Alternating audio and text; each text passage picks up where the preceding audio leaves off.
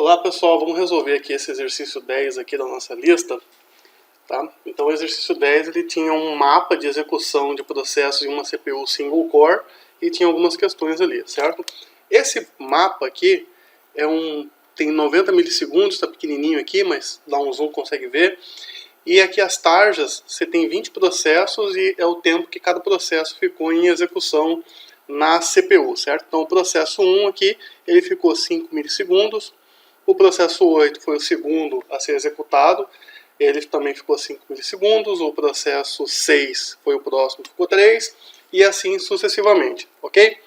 Então, a primeira questão é qual o tempo total necessário e médio para a execução dos processos 1 a 20, considerando o algoritmo de escalonamento first come, first served, ou first in, first out, né? O primeiro que chega é o primeiro que é servido, o primeiro que chega é o primeiro que é atendido, certo?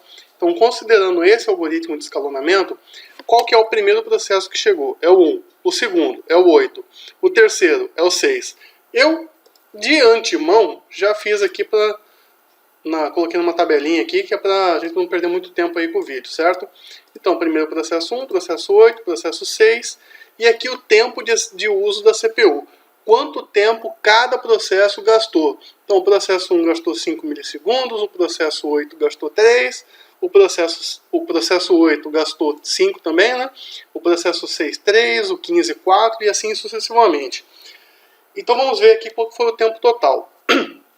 O processo 1 ele é o primeiro a ser executado, então seu tempo de espera foi 0, ele não esperou nada para ser executado.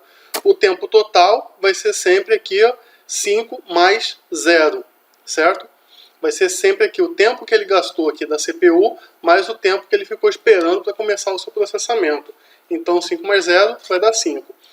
O segundo processo aqui, que entrou na lista, que entrou para ser executado, o processo 8, ele esperou 5 milissegundos, ele esperou o processo 1 sair de execução. Então, tempo total, 5 mais 5, 10. Aí o processo 6, aqui sempre vai repetir o último valor aqui, né? Que foi o tempo total de espera. Porque o processo 6, ele teve que esperar o processo 1 e o processo 8 executar, que dá um total aí de 10 milissegundos de espera. E ele demorou 3 milissegundos aí usando a CPU. Então, 13 milissegundos. Tá? Aí a mesma coisa. Então aqui o processo 15 demorou 13 milissegundos em espera e com mais 4, 17. Aqui 17 com mais 2, 19. 19 com mais 3, 22. 22 com mais 1, 23. 23 com mais 3, 26. 26 com mais 4, 30. Lembrando, né, pessoal, aqui é sempre o tempo de espera. O tempo de espera é o tempo que esse processo aqui esperou para poder ser executado. Esperou o processo 20, esperou todos esses aqui serem executados para ele entrar em execução. E esse tempo de espera é isso aqui, tá? Ó, o processo 16, 30 milissegundos, né, que teve de espera, com mais 8, 38. Aqui no final tem que dar 90. Viu? Porque é o tempo total aqui da minha tabela, do meu mapa. Então aqui 38, com mais 11 dá 49. 49 com mais 3 vai dar 52. 52 com mais 5, 57. 57 com mais 4, 61. 61 com mais 3, 64. 64 com mais 2, 66. 66 com mais 6, 72. 72 com mais 4, 76. 76 com mais 6, 82. E 82 com mais 8, 90. Então, ok, certinho? Então, o tempo total necessário para a execução desses 20 processos vai ser a soma de todos esses tempos aqui. Eu estou no Word, né? Como é que eu vou fazer essa soma aqui? Você pode fazer uma a uma ou usar um recurso aqui do Word aqui mesmo também, né? Inserir, aí tem um link aqui chamado partes rápidas, aí campo. Escolhe aqui fórmula e já até aparece aqui, sum above. Ele soma tudo ali para cima. Então o tempo total por hora de execução foi 872 milissegundos. E o tempo médio por processo é 872 milissegundos dividido por 20. Né? que vai dar, você abre aí a calculadora, 872 dividido por 20, 43,6 milissegundos. 6 milissegundos. Então, utilizando esse algoritmo de escalonamento aqui, first come, first served, vai demorar 872 milissegundos para processar tudo e o tempo médio é de 43,6 milissegundos. Aí, essa aí é a resposta da A. E a B? A B, ela pergunta qual o tempo total, né, o tempo total e o tempo médio para execução dos processos de 1 a 20, considerando o algoritmo de escalonamento Shortest Job First. Então, olha só. Agora, o que eu fiz? Aqui, como é que faz? No First Come, First Served. É o primeiro que entra, é o primeiro que é atendido. No Shortest Job First, é aquele que tem o menor tempo de CPU. Então, o tempo de CPU vai ser sempre aqui o menor, tá? Então, o processo 3 só tem 1. E o processo só gasta 1 milissegundo da CPU. E o processo 5 gasta 11 milissegundos aqui para o processamento, né? Depois que você faz, você consegue ordenar isso aqui, mas também tem um jeitinho fácil para você fazer isso aí, né? Você pode copiar isso aqui tudo, né? É o tempo de CPU deles ali. Você abre um Excel, né? Acho que se pá, tem até como fazer isso no Word mesmo, né? Mas vamos lá. Aí você vem aqui, cola, né? Copiou, cola, vai em dados, clica ali em classificar, e se marca ali por tempo de uso da CPU, adiciona um nível, né? Por processo, que daí, se não me engano, tem lá no exercício pedindo, em caso de empate, considere o processo com a menor ID, né? Então pronto, tá vendo? Aí você já teria também aí, ordenadinho aí, processo 3 consumindo 1 milissegundo, processo 5 consumindo 11. Eu não vou copiar porque isso já está aqui para mim, né? Vamos apagar isso aqui. Ah, tá, isso aqui é de cima. Aqui, tá em branco. Beleza. Certo? Então aqui o processo 3 gasta 1 milissegundo, o tempo de espera é 0. Ele vai ser o primeiro, nesse algoritmo de escalonamento Shortest Job First, ele vai ser o primeiro a ser executado, então não tem nenhum tempo de espera. O tempo total dele é 1 milissegundo, e aí vamos fazendo a mesma coisa. Certo? Vai fazendo a mesma coisa que fez no anterior. Aqui vai ser 5, e aqui vai ser 8, aqui vai ser 8, e aqui vai ser 11. É sempre aqui, o valor aqui é sempre o anterior, né? E aqui vai ser sempre esse somado com o tempo que ele ficou em uso na CPU.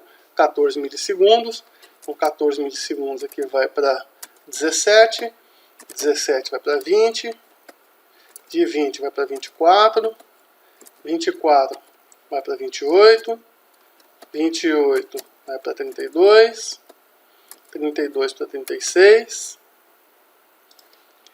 36 vai para 41, tem que dar 90 aqui no final também, viu? 41 vai para 46, 46 vai para 51, 51 vai para 57, 57 vai para 63, 63 vai para 71, né? 8. 71 soma aqui vai para 79. E 79 somado vai para 90. Ok, mesma coisa aqui a gente pode fazer. Verificar qual foi o tempo total, inserir, partes rápidas, campo, fórmula, sum above, tomou.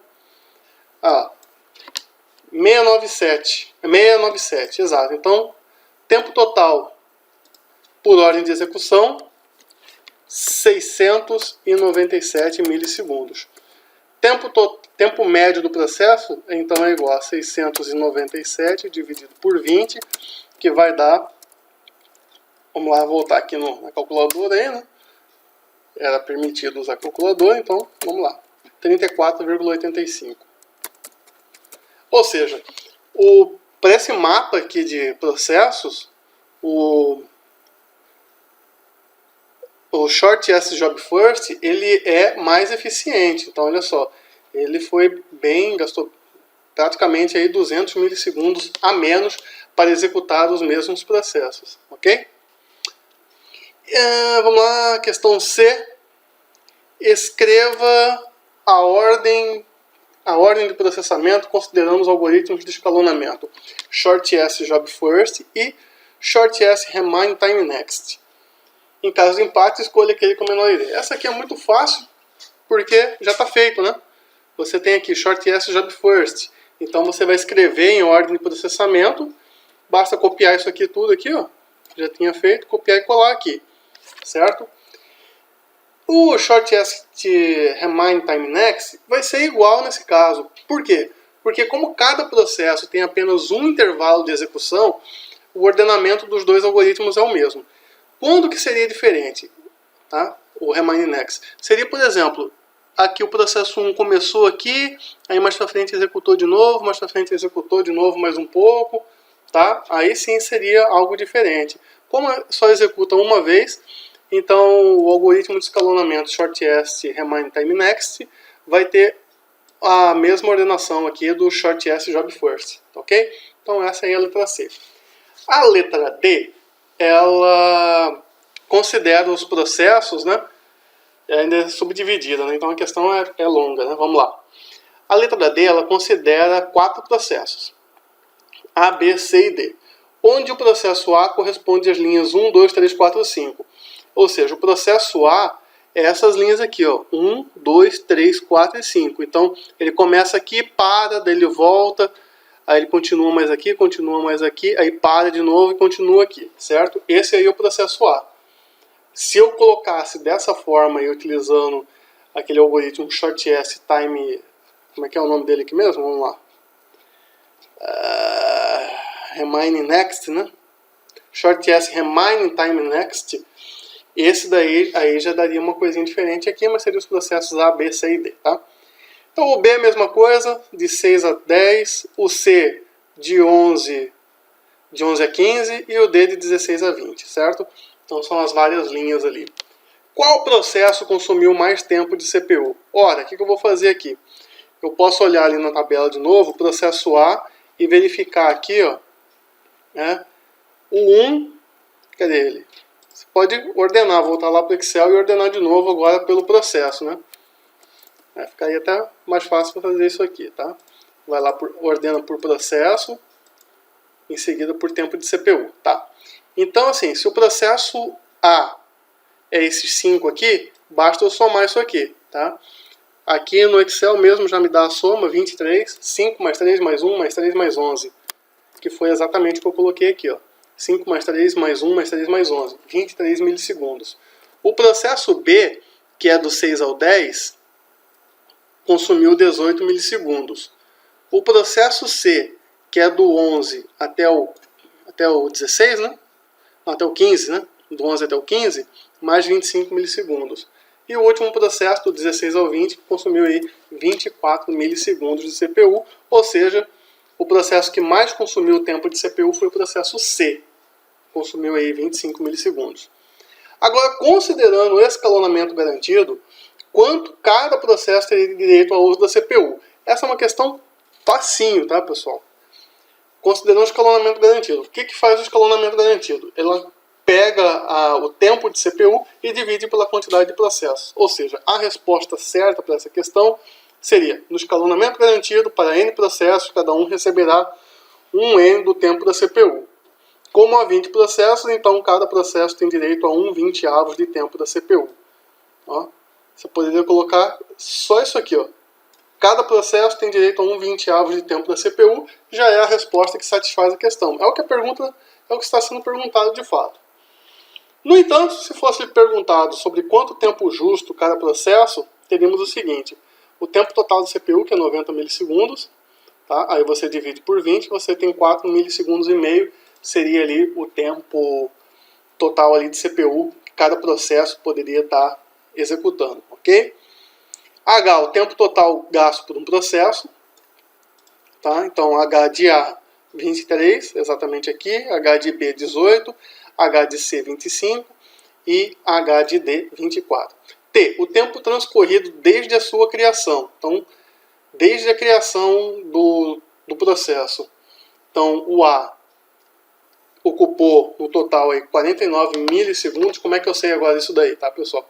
Como é que eu sei que ele gastou 49 milissegundos? Olhando novamente aqui no mapa.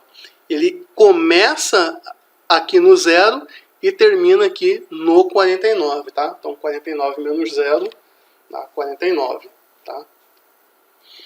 O processo B gastou 64 milissegundos. Como é que eu sei? O último dele ali, né, é o 10, né? Então o 10 ele vai terminar, não me engano é bem aqui, né? Vai terminar lá no final. Então o tempo transcorrido desde que ele começou a ser processado, né? Aqui o 5, né?